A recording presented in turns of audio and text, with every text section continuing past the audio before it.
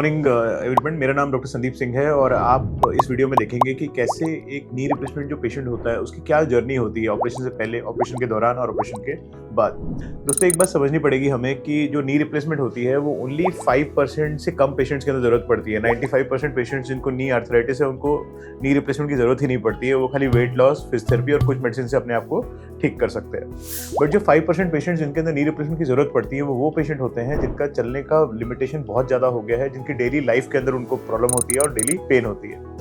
अब जब knee replacement के लिए पेशेंट मेरे पास कोई आता है, जनरली वो एक 50, 60, 70 एज की औरत या मेल होता है जिसको चलने में डेली डिफिकल्टी होती है। नॉर्मली हम सबसे पहले उनका एक एक्सरे कराते हैं। उनकी क्लिनिकली एग्जामिनेशन करने के बाद उनका एक्सरे कराते हैं। नॉर्मली जो लोग हमारे पास एक्सरे लेके आते हैं वो स्लीपिंग एक्सरेज होते हैं। तो स्लीपिंग एक्सरे इतने अच्छे नहीं होते, हमें चाहिए होते हैं स्टैंडिंग एक्सरेज। स्टैंडिंग एक्सरेज में हमें पता चलता है कि एक्चुअल में जब आप चलते हैं तो आपके घुटने की कंडीशन क्या है। अगर स्टैंडिंग एक्सरे में हम देखते हैं कि बोन ऑन बोन आर्थराइटिस है, मतलब कि हड्डी हड्डी से लग गई है और गैप जो हड्डी के अंदर होना चाहिए वो बिल्कुल खत्म हो गया है, तब हम सजेस्ट करते हैं नी रिप्लेसमेंट करने के लिए। दोस्तों, नी रिप्लेसमेंट कभी भी एक इमरजेंसी सर्जरी नहीं होती। It has to be properly planned and then executed.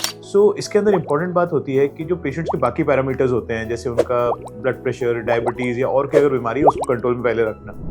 तो नॉर्मली जब हम एक डिसीजन ले लेते हैं नी रिप्लेसमेंट करने का, तो हम पेशेंट को पूछते हैं कि कौन सा कंफर्टेबल टाइम है उनके लिए ऑपरेशन करवाने के लिए। बिकॉज ये कोई इमरजेंसी नहीं है। कई बार लोग बोलते हैं हम 2 महीने बाद करेंगे, कोई लोग बोलेंगे 3 महीने बाद करेंगे, कई बार तो लोग 6 महीने बाद भी करते हैं। तो हम उन्हें बोलते हैं कि जितना टाइम है उनके पास, या अगर 1 महीना भी है, उसे यूज़ करें। कुछ वेट लॉस करने के लिए कुछ एक्सरसाइज उन्हें सिखाते हैं और कुछ मेडिसिन स्टार्ट करते हैं ताकि उनका सक्सेस रेट्स और बढ़ जाए। जब भी ऑपरेशन करना होता है उससे 7 to 10 डेज पहले पेशेंट्स को मैं अपने हॉस्पिटल बुलाता हूँ। वहाँ पे हम उनके एक बार सारे रूटीन इन्वेस्टिगेशंस कराते हैं। ज़्यादा टाइम नहीं लगता है इन्वेस्टिगेशंस में। इनमें बेसिकली आपका हार्ट का चेकअप, आपके ब्लड टेस्ट और आपके सारे यूरिन वगैरह के टेस्ट होते हैं। अगर ये टेस्ट सारे ठीक आते हैं तो we can go ahead for a knee replacement. बहुत बार लोग पूछते हैं कि एक टाइम में एक नी करना चाहिए, एक टाइम में 2 नी करना चाहिए। तो जनरली अगर आपका हार्ट के अंदर कोई इश्यूज नहीं है तो एक टाइम में हम दोनों नी रिप्लेसमेंट कर देते हैं।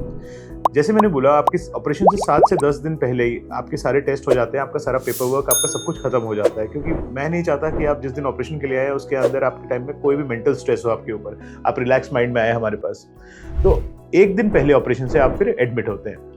अब बिकॉज हमारा सारा पेपर वर्क, सारे टेस्ट हो रखे हैं, तो उस दिन कुछ काम नहीं होता, बस आके रिलैक्स करना होता है और अगले दिन ऑपरेशन के लिए प्रिपेयर होना पड़ता है। नेक्स्ट डे मॉर्निंग के टाइम पे हम जनरली ऑपरेशन करते हैं। दोस्तों, जब हम रोबोटिक नी रिप्लेसमेंट करते हैं तो जनरली हमें एक नी करने के लिए 15 से 20 मिनट लगते हैं और दोनों नी करने के लिए हमें अराउंड 1 आवर का टाइम लगता है। तो लोगों के अंदर ये जो मिसकंसेप्शन है कि सिर्फ 5 घंटे, 6 घंटे, 10 घंटे लगते हैं, ऐसा नहीं है। और ऐसा जो होता है कि बहुत ब्लड लॉस होता है, नहीं होता। यही पावर होती है रोबोटिक नी रिप्लेसमेंट की। जब भी मैं रोबोटिक ऑपरेशन करता हूँ तो हमें पता होता है कि ब्लड लॉस बहुत कम होता है और उसके साथ में जो पेशेंट के आउटकम्स है बहुत अच्छे होते हैं, क्योंकि the surgical time is very short. Because patient बहुत कम देर के लिए ओटी के अंदर रहता है, ब्लीडिंग बहुत कम होती है। तो हम देखते हैं कि almost 100% of our patients next day खड़े एटलीस्ट तो हो ही जाते हैं। तो एक पेशेंट के मन में ये रहता है, बहुत ही ह्यूमन बात भी होती है कि जब ऑपरेशन हुआ तो नेक्स्ट डे हम बाथरूम कैसे जाएंगे, कैसे चलेंगे, वो सब चीज़ें मन में ज़रूर आती हैं। तो मैं आपको बहुत रिलायबली और एक्सपीरियंस बता सकता हूँ कि जिस दिन ऑपरेशन होता है उसके नेक्स्ट डे आप चल के खुद से बाथरूम जा सकते हैं। बेड रिडन नहीं रहना पड़ता है ऑपरेशन के बाद। रोबोटिक ऑपरेशन का यही फायदा होता है कि ऑपरेशन के 2-3 दिन के अंदर तो आप काफ़ी रूम के अंदर चलना फिरना स्टार्ट कर देते हैं। 5 से 6 दिन के अंदर आप जब घर चले जाते हैं तो अपने गाड़ी के अंदर बैठ के चल के जाते हैं। ऐसा नहीं है कि आपको ऑपरेशन के बाद कोई उठा के लेके जाएगा या व्हील चेयर बाउंड हो। तो जैसे आप हॉस्पिटल के अंदर चल के आते हो पर पेन से आते हो, जब आप हॉस्पिटल से बाहर निकलते हो तो चल के बाहर निकलते हो पर कम पेन के साथ निकलते हो, क्योंकि अब आपका ऑपरेशन हो गया है, वो नी रिप्लेस हो गया है। नेक्स्ट क्वेश्चन जो मेरे को लोग पूछते हैं वो होता है फिजियोथेरेपी के बारे में, कि फिजियोथेरेपी क्या दरकार होती है और फिजियोथेरेपी कितने दिन तक दरकार होती है। नॉर्मली हम देखते हैं कि जब हम रोबोटिक ऑपरेशन करते हैं तो 2 to 3 वीक्स ऑफ फिजियोथेरेपी बहुत सफिशिएंट होती है पेशेंट को उनके डिजायर्ड आउटकम तक लेके जाने के लिए। डिजायर्ड आउटकम क्या होता है नी रिप्लेसमेंट के बाद? What is a desired outcome? Desired outcome होता है कि जो लोग इंसान पहले चल नहीं सकता था, पेन होती थी चलने के अंदर, अब वो पेन फ्री चलता है। हम 1 साल के अंदर कम से कम हज़ारों में ऑपरेशन करते हैं नी रिप्लेसमेंट के, और हम देखते हैं हमारे सारे पेशेंट जो है वो ऑपरेशन के 2 से 3 महीने के अंदर अपनी पूरी नॉर्मल और फिट लाइफ के अंदर चले जाते हैं। Only the process has to be like this, जो मैंने आपको समझा है कि ऑपरेशन से 10 दिन पहले आइए, अपने टेस्ट कराइए, ऑपरेशन से 1 दिन पहले एडमिट होइए, जिस दिन ऑपरेशन उस दिन रेस्ट करिए, उसके अगले दिन से चलना वगैरह स्टार्ट करिए, 4 to 5 डेज के अंदर घर जाइए, अराउंड 2 to 3 वीक्स फिजियोथेरेपी कराइए। उसके बाद आपको ज़िंदगी भर घुटने के बारे में चिंता करने की ज़रूरत नहीं है।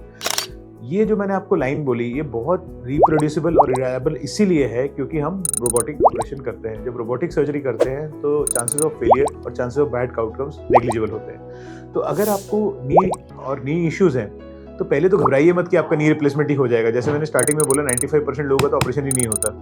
पर अगर खुदा ना खास्ता आपकी बात ऑपरेशन तक भी चली गई है तो भी द आउटकम्स आर एक्सीलेंट। तो डरना नहीं है, क्योंकि मोबिलिटी अगर कम हो जाती है इंसान की तो लाइफ की क्वालिटी बहुत खराब हो जाती है। तो क्वालिटी ऑफ लाइफ को मत नीचे जाने चाहिए। और अगर आपको हमसे बात करनी है या मुझे मिलना है तो नीचे कमेंट सेक्शन में आप कमेंट कर सकते हैं। नमस्ते।